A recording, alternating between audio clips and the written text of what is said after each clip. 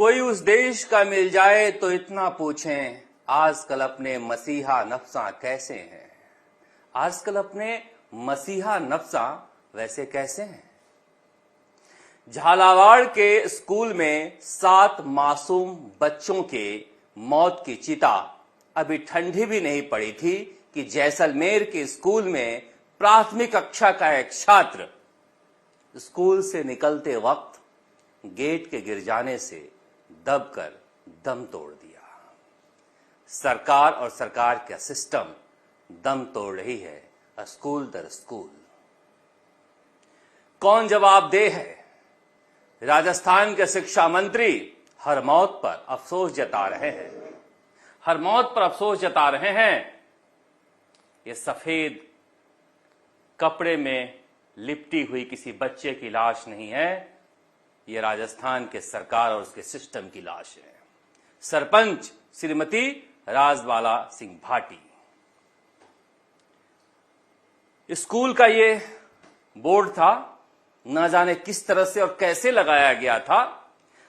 सरपंच साहब या साहिबा का नाम बिल्कुल मुकम्मल है, वो कहीं से नहीं टूटा है।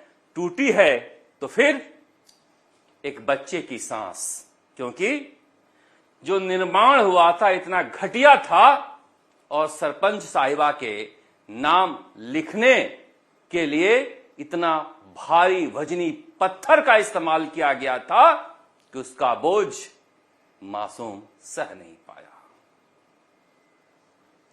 कितनी मौतों का बोझ यह सिस्टम सहेगा पता नहीं। स्कूल दर स्कूल यही हो रहा है।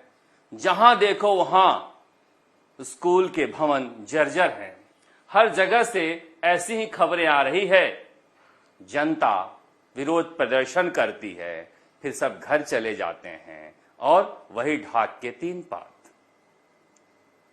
झालावाड़ के स्कूल में बच्चों की मौत के बाद राजस्थान सरकार ने बृहद स्तर पर सभी स्कूलों के मरम्मत के लिए बजट जारी कर दिए हैं, मगर ये कब तक होगा पता नहीं। और किसी बच्चे की जान नहीं जाएगी इसकी गारंटी कोई देने वाला नहीं है। आज ये तस्वीर में इसलिए दिखा रहा था कि हनुमान बेनीवाल, राजकुमार रोत और चंद्रशेखर हैं। ये सारे लोग देश के सबसे बड़ी अदालत संसद में इस मामले को उठाते नजर आए। राजस्थान हाई कोर्ट ने भी स्वतः प्रसंज्ञान लिया है और राज्य के मुख्य सचिव से और केंद्र सरकार से यह सवाल पूछा है कि आखिर बच्चे क्यों मर रहे हैं। मगर यह क्या इतना भारी भरकम सवाल है जिसको पूछने के लिए हमें या हमारे नेताओं को संसद भवन तक जाना चाहिए या फिर मानवाधिकार या हाई कोर्ट को संज्ञान लेना चाहिए। ये हमारे और आपके बच्चे हैं, इनकी जान की कीमत हमें संभालनी है और ये कैसे संभाला जाएगा ये हमें तय करना है। क्या आपकी मांग? देखिए, राजस्थान के झालावाड़ के अंदर जहाँ से वसुंधरा जी पूर्व मुख्यमंत्री थी, बिरला जी वहाँ से आते हैं आड़ोती अंचल से, और मदन बिलावर जो मिनिस्टर है वो उसी इलाके से आते हैं। वहाँ स्कूल की एक जर्जर इमारत दे गई और मना किया था, स्कूल प्रशासन 10 दिन की छुट्टी दी। उसके बावजूद जबरदस्ती स्कूल को खुलवाया गया और उसके अंदर 7 बच्चे जो शेड्यूल्ड ट्राइब के एसटी के थे, एक बच्चा ओबीसी का था, उनकी स्कूल जाने से मौत हो गई और 3 से ज्यादा बच्चे इंजर्ड हो गए। अभिभावकों में लाठीचार्ज किया, मुख्यमंत्री मौके पे गए और सवाल ये है कि सवाल ये नहीं है कि कहां के बच्चे मरे हैं। आप किसी भी इलाके में चले जाइए राजस्थान में, कमोबेश यही स्थिति है। हमारे रिपोर्टर राजस्थान तक के जगह जगह से तस्वीरें भेज रहे हैं, मगर क्या पिछले 25 सालों में स्कूलों के सार संभाल नहीं हुए हैं।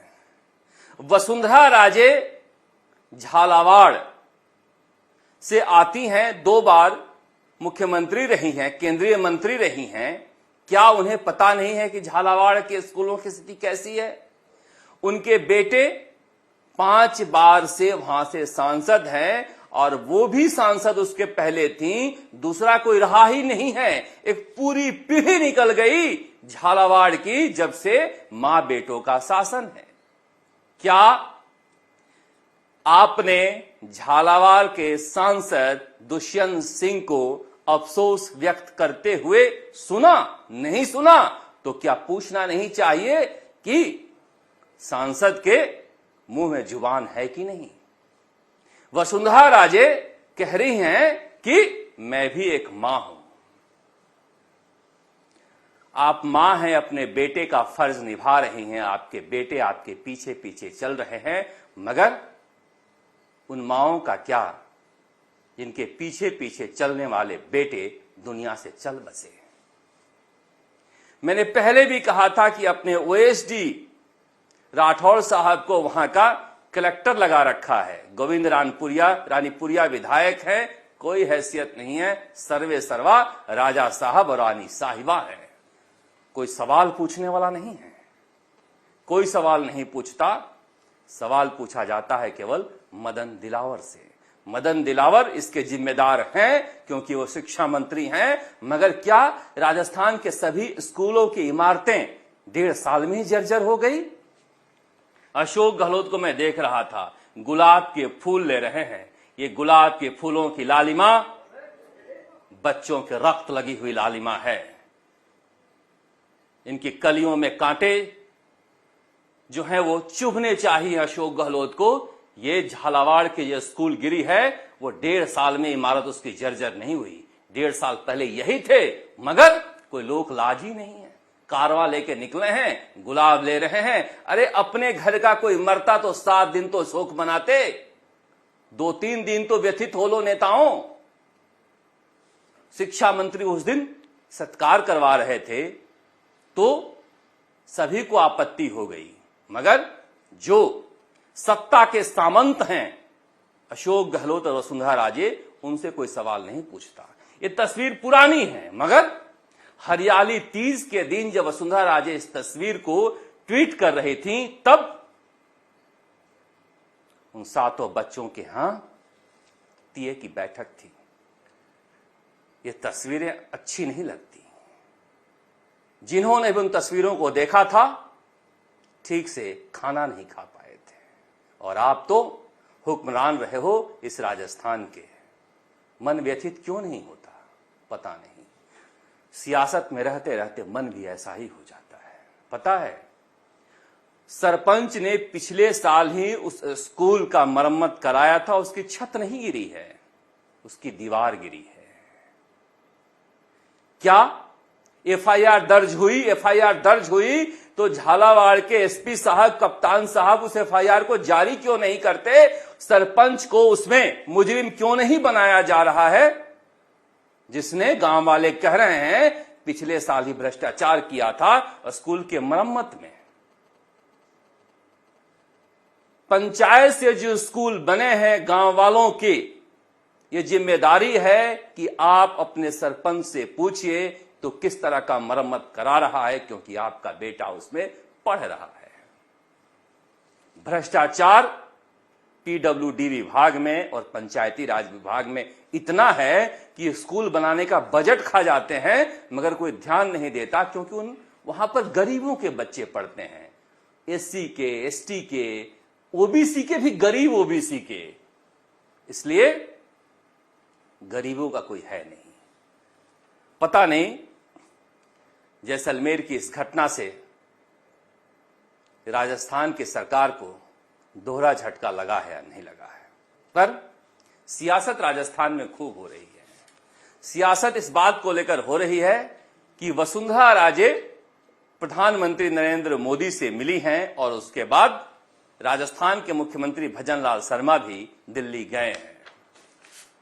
अब देखिए, अटकलों का बाजार यूं ही गर्म हो जाता है, मगर जो प्रधानमंत्री नरेंद्र मोदी की राजनीति को जानते हैं उन्हें पता होना चाहिए कि 6 महीने से अगर वसुंधरा राजे वक्त मांग रही थीं और झालावाड़ की स्कूल दुखांतिका के बाद अगर प्रधानमंत्री नरेंद्र मोदी ने वक्त दिया है तो इसका मायने समझिए आप।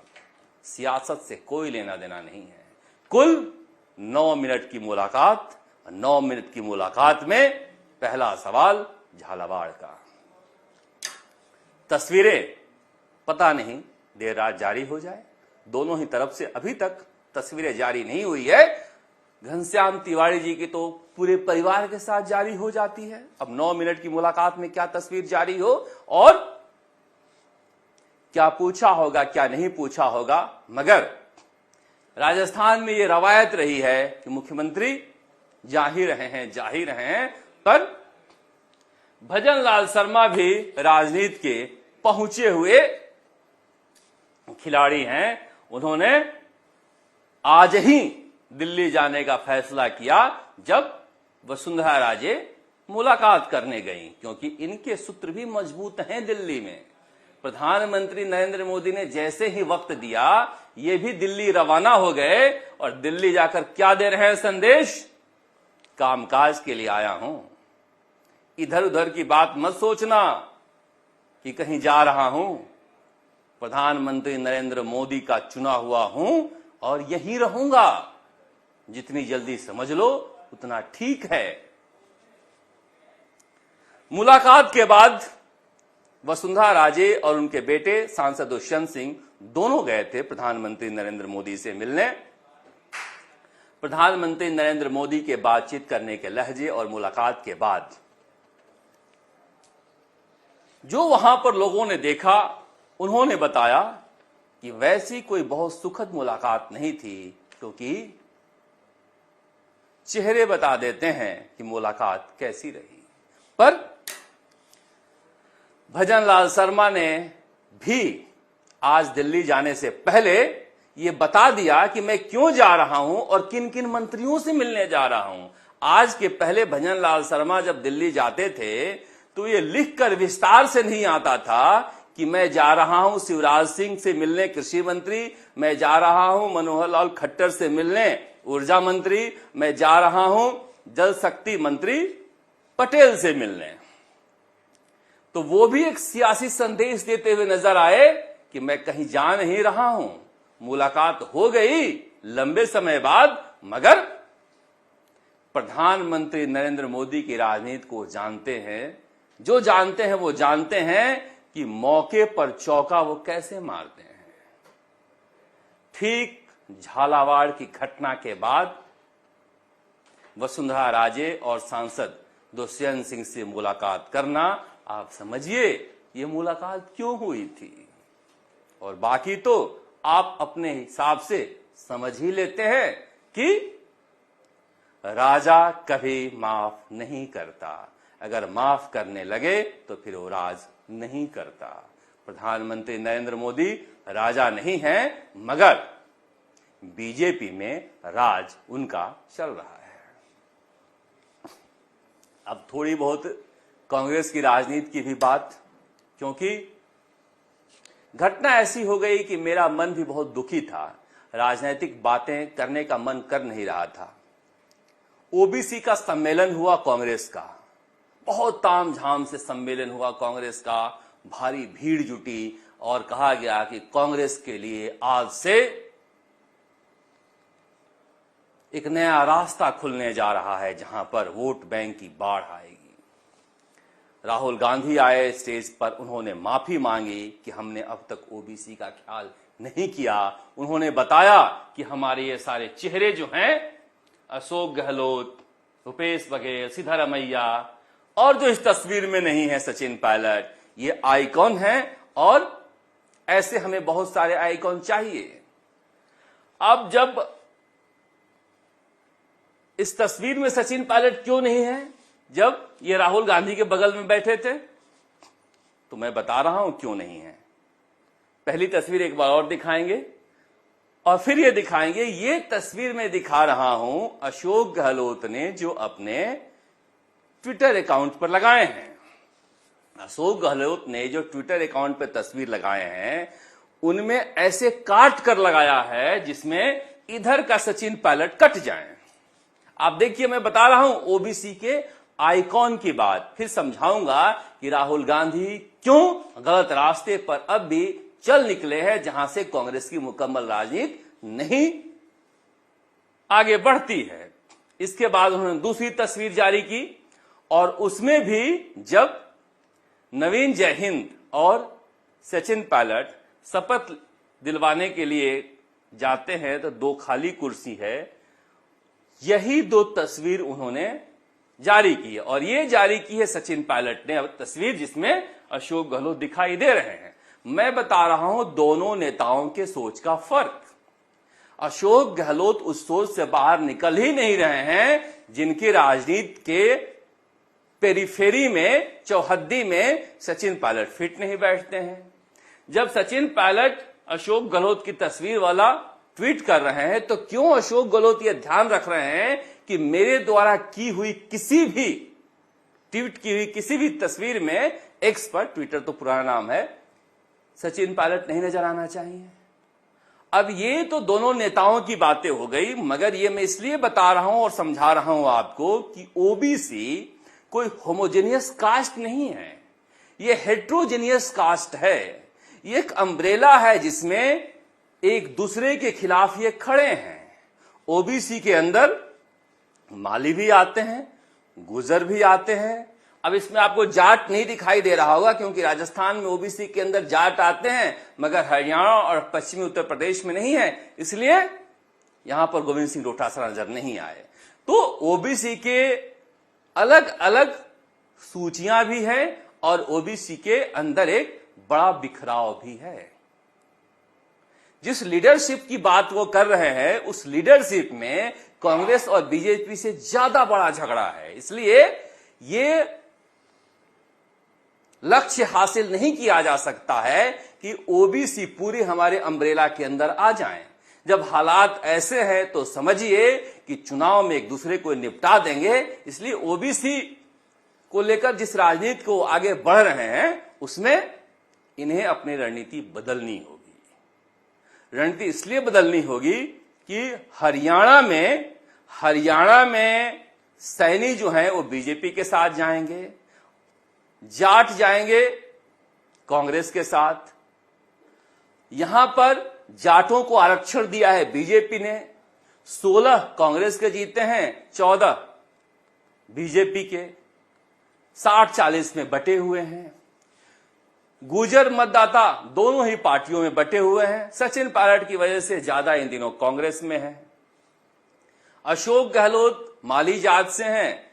अब बुढ़ापे में जाकर उन्हें अपने जाति का ख्याल आया है जब कांग्रेस से दरकिनार कर दिए गए हैं। इन दिनों अपने जाति के सम्मेलनों में ज्यादा दिखे जाते हैं।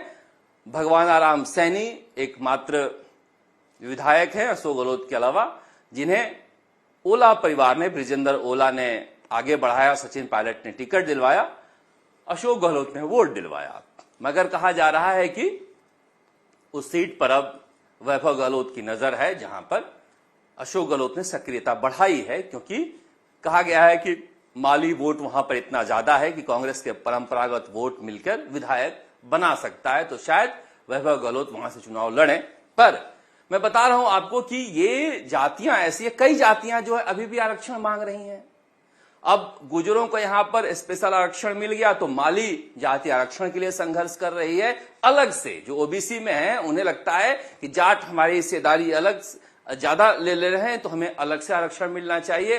इसी तरह से कुमावत हैं, कई सारी जातियां हैं। ओबीसी की एक लंबी जाति, राजस्थान में तो कम से कम 80 के आसपास ओबीसी की जातियां हैं जिन पर बीजेपी का प्रभाव है। वो सारी जातियां एक वोट बैंक नहीं बन सकती है। इसलिए राहुल गांधी को ओबीसी के जातियों के अंदर टारगेट करके उस वर्ग के नेताओं को खड़ा करना होगा जो उस वर्ग को पार्टी से जोड़ सके। एक हवा में तीर चलाएंगे ओबीसी ओबीसी ओबीसी, तो ये उतना ही धुंधला है जितना राहुल गांधी का लक्ष्य धुंधला है वोट पाने के लिए। अब पता नहीं, मैं तो दो नेताओं के जरिए समझा रहा था और तस्वीर के जरिए कि आखिर राहुल गांधी का जो प्लान है क्यों धराशायी हो सकता है, क्योंकि ओबीसी एक वोट बैंक नहीं है। इस बीच लगातार बच्चे फोन कर रहे हैं, कह रहे हैं कि सब इंस्पेक्टर 2021 को रद्द ना करने को लेकर जो रिपोर्ट सौंपी गई थी उसमें कहा गया था कि उम्र में छूट दी जाएगी जो उस वक्त परीक्षा में शामिल हुए थे, मगर जो योग्यताएं निकली हैं उसमें उम्र में छूट नहीं दी गई है। ये एक तरह से धोखा है। आप रद्द भी नहीं कर रहे हो और उम्र में छूट भी नहीं दे रहे हो। सरकार ने अगर इस तरह का वादा किया है अपने रिपोर्ट में तो उस वादा को आरपीएससी को निभाना चाहिए या फिर सरकार को आरपीएससी को लिखना चाहिए। अगर रद्द नहीं कराने के पक्ष में है तो जहां तक सुनवाई की बात है, जज साहब ने इन कैमरा करके एक तरह से पत्रकारों पर रोक लगा दिया है। क्यों लगाया है, इसके पीछे का लॉजिक मुझे तो समझ में नहीं आया। यहां ना तो किसी की निजता का हनन हो रहा है, ना ही किसी पर गलत आरोप लग रहा है। बात सुनवाई में क्या क्या रहा यह कहना अपराध है, समझ में नहीं आ रहा है। मगर चूंकि हम न्यायालय का सम्मान करते हैं और जो वकील है वो कहते हैं कि सरज जी आप रिपोर्ट सुनवाई के बारे में मत बताया करो, हमें फटकार मिलती है या फिर हमारा केस कमजोर हो सकता है, इसलिए मैं परहेज कर रहा हूं। मगर मुझे इस पर आपत्ति है कि सुनवाई की बातें जनता तक आखिर क्यों नहीं पहुंचनी चाहिए। आप देखते हैं राजस्थान तक। नमस्कार। जयपुर से शरद कुमार।